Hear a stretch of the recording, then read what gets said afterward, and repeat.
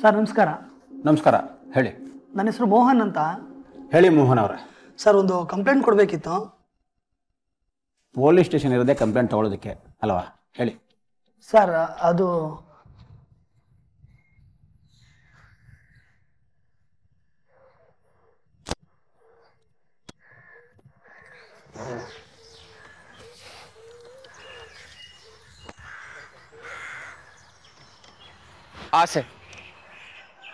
ಆಸೆಗಳು ಮನುಷ್ಯನ ಜೀವನದಲ್ಲಿ ತುಂಬ ಸಹಜ.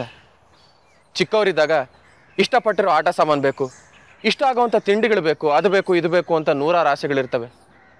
ಅದೇ ಬೆಳೀತಾ ದೊಡ್ಡವರಾದಾಗೆ ದುಡ್ಡು ಮಾಡಬೇಕು, ಮನೆ ಕಟ್ಟಬೇಕು, ಚಿನ್ನ ತಗೋಬೇಕು, ಒಳ್ಳೊಳ್ಳೆ ಬಟ್ಟೆಗಳನ್ನು ಹಾಕಬೇಕು, ನಾಲ್ಕಾರು ಜನರೆದುರು ಮಿಂಚಬೇಕು.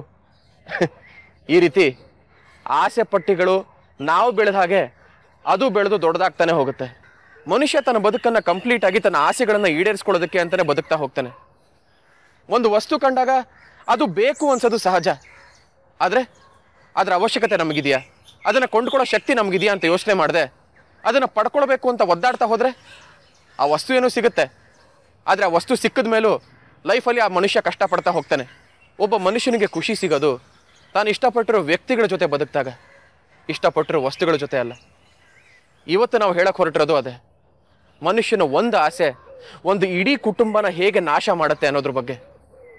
ಈ ಕಥೆನ ನೋಡಿ ಎಷ್ಟು ಸಾಧ್ಯ ಆಗುತ್ತೋ ಅಷ್ಟು ಕಲ್ತ್ಕೊಳ್ಳಿ.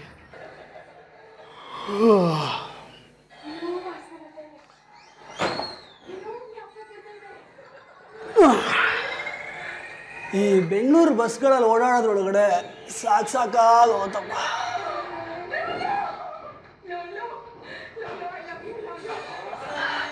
ಯಾಕೆ ಎಲೆಕ್ಷನಲ್ಲಿ ಟಿಕೆಟ್ ಮಿಸ್ ಆಗಿರೋ ಪೊಲಿಟಿಷಿಯನ್ ಥರ ಕೂತಿದ್ಯಾ? ಏನಾಯ್ತು? ಸ್ವಲ್ಪ ಸುಮ್ಮನೆ ಇರ್ತೀರಾ? ಇರಿಟೇಟ್ ಮಾಡಬೇಡಿ. ಅಯ್ಯ, ಅಂಥದ್ದೇನಾಯ್ತು ಈಗ? ಯಾಕೆ ಒಬ್ಬ ಮಾಡ್ಕೊಂಡಿದ್ಯಾ? ಯಾಕೆ ಅಂತ ನಿಮಗೆ ಗೊತ್ತಿಲ್ವಾ? ಗೊತ್ತಿದ್ದು ಕೇಳ್ತೀರಾ? ಹೆಂಡತಿ ಬೇಜಾರು ಮಾಡ್ಕೊಳ್ಳೋಕೆ 108 ಕಾರಣಗಳಿರುತ್ತೆ. ಆ 108ರಲ್ಲಿ ನಾನು ಯಾವುದು ಅಂತ ತಿಳ್ಕೊಳ್ಳಿ? ಬೇಡ ಬಿಡಿ, ನಿಮ್ಗೆ ಹೇಳಿ ಏನು ಪ್ರಯೋಜನ? ಹೆಂಡತಿ ಮಾತು ಎಲ್ಲಿ ಕೇಳ್ತೀರಾ ನೀವು? ಲೇ, ಈ ಮನೇಲಿ ಇರೋದು ನಾವಿಬ್ರು. ನಿನ್ನ ಮಾತು ಕೇಳ್ದಲ್ಲಿ ಇನ್ಯಾರ ಮಾತು ಕೇಳಿ ನಾನು ಯಾಕೆ ಬೇಜಾರು ಮಾಡ್ಕೊಂಡಿದ್ದೀನಿ ಅಂತ ಗೊತ್ತೇ ಇಲ್ವಾ ನಿಮಗೆ? ಗೊತ್ತು, ಆದರೆ ಅದೇ ಹೌದೋ ಇಲ್ವೋ ಅನ್ನೋ ಕನ್ಫ್ಯೂಷನ್ ನನಗೆ. ನಿಮ್ಮ ತಲೆ. ಈಗೇನು ಕಾರ್ ತಾನೆ ತಂದ್ರಾಯ್ತು ಬಿಡು. ತರ್ತೀರಾ ಹಿಂಗೆ ಹೇಳಿ ತಲೆ ಕೂದಲೆಲ್ಲ ಬೆಳ್ಳಗಾಗಿದೆ. ಎಲ್ಲಿ? ಇಲ್ವಲ್ಲೇ, ಎಲ್ಲ ಕೂದಲು ಕಪ್ಪಿಗೆ ಇದೆ. ರೀ, ನೀವೇನ್ ಮಾಡ್ತೀರೋ ನಂಗೆ ಗೊತ್ತಿಲ್ಲ. ನಂಗೆ ಓಡಾಡಕ್ ಕಾರ್ ಬೇಕಷ್ಟೇ. ದುಡ್ಡು ಬೇಕಲ್ಲ ಚಿನ್ನ? ನಾನೇನು ಬೆನ್ಸೋ ಆಡಿನೋ ಕೇಳಲಿಲ್ವಲ್ಲ. ಯಾವ್ದಾದ್ರು ಸೆಕೆಂಡ್ ಹ್ಯಾಂಡ್ ಆದ್ರೂ ಪರವಾಗಿಲ್ಲ, ನನ್ಗೆ ಓಡಾಡಕ್ ಕಾರ್ ಬೇಕಷ್ಟೇ. ಈ ಬೆನ್ಸ್ ಕಾರ್ ತಗೋಬೇಕು ಅಂತಾನೆ ಇಷ್ಟು ಲೇಟ್ ಮಾಡ್ತಾರೋ ನಾನು? ಈ ಡವ್ವೆಲ್ಲ ಸಾಕು, ಫಸ್ಟ್ ಕಾರ್ ತಗೊಂಡ್ ಬನ್ನಿ. ತರ್ತೀನಿ ಅಂತ ಹೇಳಿದ್ನಲ್ಲ, ಮತ್ತೆ ಕೋಪ ಮಾಡ್ಕೊತಾ ಇದೆಯಾ? ಈ ನಾಟಕ ಎಲ್ಲ ಹಾಡಬೇಡಿ, ಫಸ್ಟ್ ಕಾರ್ ತಗೊಂಡ್ ಬನ್ನಿ. ಲೇ, ಏನು ಹೇಳ್ತೀನಿ ನೀನು? ಕಾರ್ ಮೇಲಿರೋ ಪ್ಯಾರು ಈ ಗಂಡದ ಮೇಲೆ ಇಲ್ವಲ್ಲ? ಈ ಸೆಕೆಂಡ್ ಹ್ಯಾಂಡ್ಲು ಕಾರ್ ಎಲ್ಲಪ್ಪ ಹುಡುಕ್ಲಿ?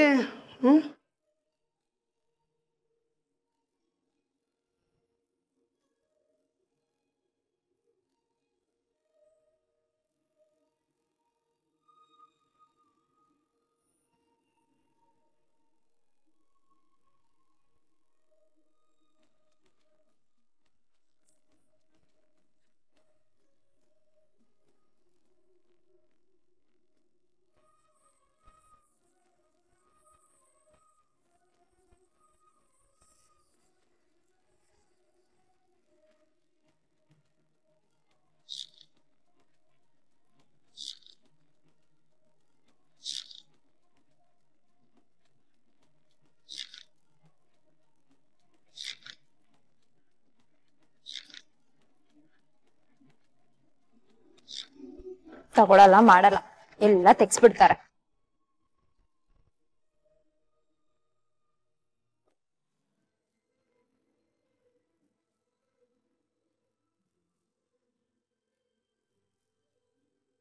ಚಂದ್ರು,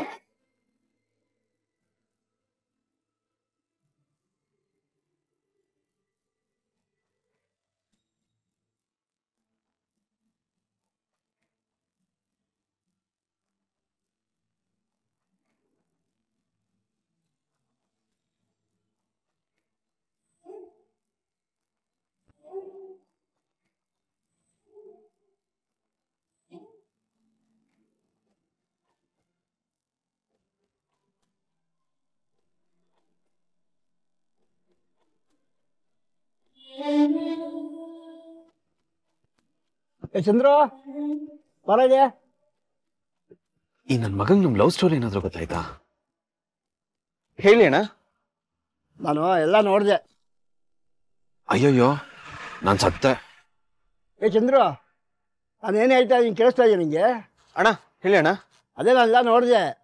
ಆ ಗೋಡೌನಲ್ಲಿ ಬಟ್ಟೆ ಎಲ್ಲ ಚೆಲ್ಲಾಪಿಲ್ಲಿ ಆಗಿದೆಯಲ್ಲೋ. ಅದಾ? ಅಬ್ಬಾ, ಅದೆಲ್ಲ ವಿಷಯ.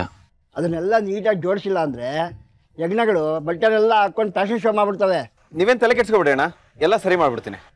ನೀನು ಒಂದು ಕೆಲಸ ಮಾಡು, ನಾಳೆ ಬೆಳಿಗ್ಗೆ ಬೇಗ ಬಂದು ಆ ಚೆಲ್ಲಾಪಿಲ್ಲಿ ಆಗಿರೋದನ್ನೆಲ್ಲ ಸರಿ ಮಾಡು. ಆಯ್ತಣ್ಣ. ಭಾರತಿ, ಹೇಳಿ ಸರ್. ನಾಳೆ ನೀನು ಬೇಗ ಬಂದು ಇವ್ರಿಗೆ ಹೆಲ್ಪ್ ಮಾಡಮ್ಮ. ಚಂದ್ರು, ಚಂದ್ರು ಅಣ್ಣ, ಏನೋ ಯಾವಾಗ ಯೋಚನೆ ಮಾಡ್ತಾ ಇದ್ಯಾ? ನಿಂಗೊಂದು ಮದುವೆ ಮಾಡ್ಬಿಟ್ಟು ಸರೋಗ್ಬಿಡ್ತೀಯ ನೋಡು.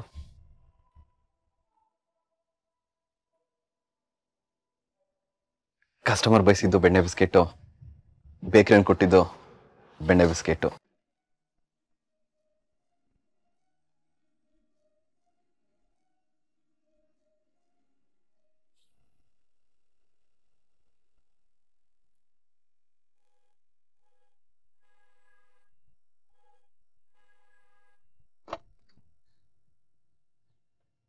ವಾವ್, ಕಾರು ರೀ, ಅಂತೂ ನನ್ನ ಆಸೆ ಈಡೇರಿಸ್ಬಿಟ್ರಲ್ಲ ರೀ, ತುಂಬಾ ಖುಷಿ ಆಗ್ತಿದೆ. ನೋಡು, ಅಷ್ಟೊಂದು ಎಕ್ಸೈಟ್ ಆಗ್ಬೇಡ. ನನ್ನ ಫ್ರೆಂಡ್ದು ಕಾರು 2 ದಿವಸ ಊರಲ್ಲಿರಲ್ಲ, ಇಟ್ಕೊಂಡಿರೋ ಅಂತ ಕೊಟ್ಟಿದ್ದಾನೆ. ಅದೇ ಅನ್ಕೊಂಡೆ, ನಿಮ್ಮ ಯೋಗ್ಯತೆ ಕಾರಲ್ಲಿ ತಗೊಂತೀರಾ? ಏಯ್, ನೀನು ಕೋಪ ಮಾಡ್ಕೊಂಡಾಗ ಎಷ್ಟು ಕ್ಯೂಟಾಗಿ ಕಾಣಿಸ್ತೀಯ ಗೊತ್ತಾ? ನಾನು ರೇಗಿಸೋದೇ ಈ ನೀನು ಕೋಪ ನೋಡೋಕ್ಕೆ. ನೀವಿದ್ದೀರಲ್ಲ. ನನ್ನೇ ತಳ್ತೀಯ? ರೀ ಬಿಡ್ರಿ, ಏನ್ರಿ ಇದು ಪಬ್ಲಿಕ್ ಅಲ್ಲಿ ನೋಡಿದವ್ರು ಏನ್ ಅನ್ಕೊಳಲ್ಲ. ನನ್ನ ಹೆಂಡತಿ ತಪ್ಕೊಂಡಿದ್ದೀನಪ್ಪ, ಬೇರೆಯವ್ರು ಏನು ಅನ್ಕೊಂಡ್ರೆ ನಮ್ಗೇನೆ. ಸರಿ, ಆಂಜನೇಯನ ದೇವಸ್ಥಾನಕ್ಕೆ ಹೋಗಿ ಪೂಜೆ ಮಾಡಿಸ್ಕೊಂಡ್ ಬರೋಣ. ಸರಿ, ನೀನು ಬೇಗ ರೆಡಿಯಾಗಿ ಬಾ, ಹೋಗೋಣ. ಯಾಕೆ, ನೀವು ಸ್ನಾನ ಮಾಡಲ್ವಾ? ಬೇಗ ರೆಡಿಯಾಗಿ ಬನ್ನಿ. ಸ್ನಾನ ಅಂದ್ರೆ ಆಗಲ್ಲ, ಗಲೀಜು. ಆಯ್ತು ನಡಿಯ. ಸ್ನಾನ ಸ್ನಾನ ಅಂತೇಳಿ ಯಾವಾಗ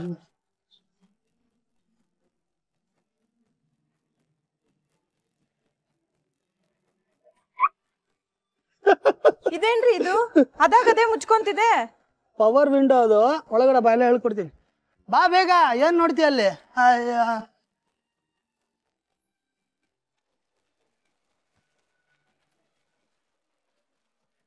ಬನ್ನಿ ಮೇಡಮ್, ಬನ್ನಿ.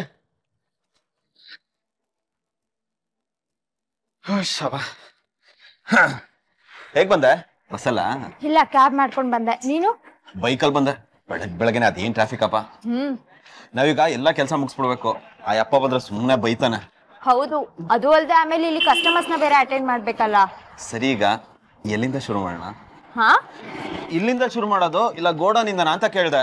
ಮೊದ್ಲು ಅಲ್ಲೇ ಹೋಗಿ ಬರೋಣ, ಆಮೇಲೆ ಇಲ್ಲಿ ಬಂದ್ರ ಆಯ್ತು. ಸರಿ ಸರಿ, ನೀವ್ ಹೇಗೆ ಹೇಳ್ತೀರೋ ಹಾಗೆ ಆಗ್ಲಿ. ಅಮ್ಮ, ನೋವಾಯ್ತಾ? ಇಲ್ಲ, ನಿಂಗೆ? ನಿನ್ ಹಣೆ ಅಲ್ವಾ ತಾಕಿದ್ದು? ಸರಿ ಬಾ, ಫಸ್ಟ್ ಬಂದಿರೋ ಕೆಲಸ ಮುಗಿಸೋಣ.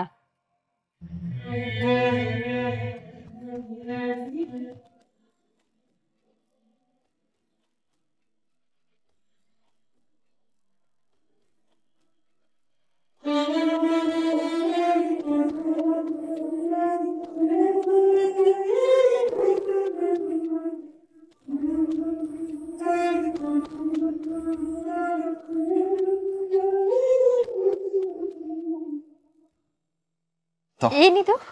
ಓಪನ್ ಮಾಡಿ ನೋಡು.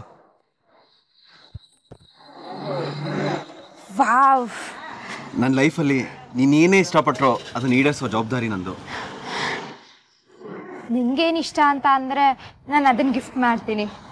ಈ ಪ್ರಪಂಚದಲ್ಲಿ ನನಗೆ ನಿನ್ನನ್ ಬಿಟ್ರೆ ಬೇರೆ ಏನೂ ಇಷ್ಟ ಇಲ್ಲ.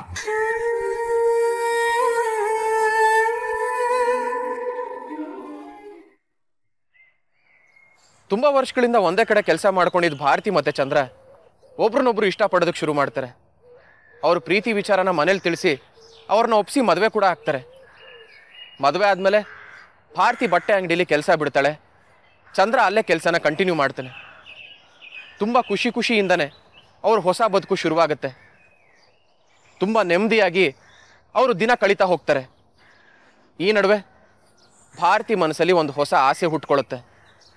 ಆ ಆಸೆಯಿಂದ ಇವ್ರ ನೆಮ್ಮದಿ ನಿಧಾನವಾಗಿ ಕಡಿಮೆ ಆಗ್ತಾ ಹೋಗುತ್ತೆ. ಆ ಆಸೆ ಯಾವುದು? ಆ ಆಸೆನ ಚಂದ್ರ ಈಡೇರಿಸ್ತಾನೆ?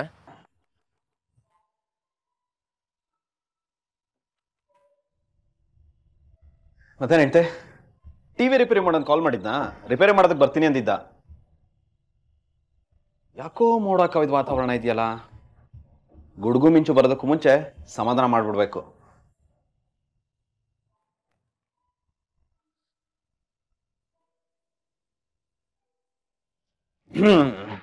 ಯಾಕೆ, ಏನಾಯ್ತು?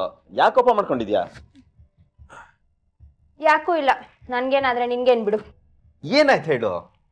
ಬೇಡ ಬಿಡು, ನನ್ನ ಆಸೆನ ನೀನೇನ್ ನೆರವೇರಿಸ್ತೀಯ? ಅದೇನು ಅಂತ ಹೇಳಿದ್ರೆ ತಾನೇ ಈಡೇರ್ಸಕ್ಕಾಗೋದು? ನೀನೊಂದು ಕಾರ್ ತಗೋಬೇಕು. ಕಾರ? ಯಾಕೆ? ನಾವಿಬ್ರು ಓಡಾಡೋ ಕಾರ್ ಯಾಕೆ? ಬೈಕ್ ಸಾಕಲ್ವಾ? ಸಾಕಾಗಲ್ಲ. ನಮ್ಮ ಹತ್ರ ಕಾರ್ ಇದೆ ಅಂದ್ರೆ ಜನ ಎಷ್ಟು ಮರ್ಯಾದೆ ಕೊಡ್ತಾರೆ ಗೊತ್ತಾ? ಅದು ಅಲ್ಲದೆ ಈ ಶೆಕೆಗೆ AC ಹಾಕೊಂಡು ಕಾರಲ್ಲಿ ಜುಮ್ ಅಂತ ಹೋಗ್ತಿದ್ರೆ ಎಷ್ಟು ಮಜವಾಗಿರುತ್ತೆ. ಅಯ್ಯ, AC ಮನೆ ಹಾಳಾಯ್ತು. ಬೈಕಲ್ಲಾದ್ರೆ ನಾವಿಬ್ರು ಹತ್ತತ್ರ ಕೂತ್ಕೊಂಡು ರೊಮ್ಯಾಂಟಿಕ್ ಆಗಿ ಹೋಗ್ಬೋದು. ಕಾರಲ್ಲಿ ಆಗತ್ತಾ? ನೀನೇನೇ ಹೇಳಿದ್ರು ನಾನು ಕೇಳೋ ಪರಿಸ್ಥಿತಿಲಿ ಇಲ್ಲ. ನಾನು ಹೇಳ್ದಷ್ಟು ಮಾಡು ಅಷ್ಟೇ. ಯಾಕೆ ಬರ್ತಿ? ಯಾಕೆ ಇಷ್ಟೊಂದು ಹಠ ಮಾಡ್ತಿದ್ಯಾ?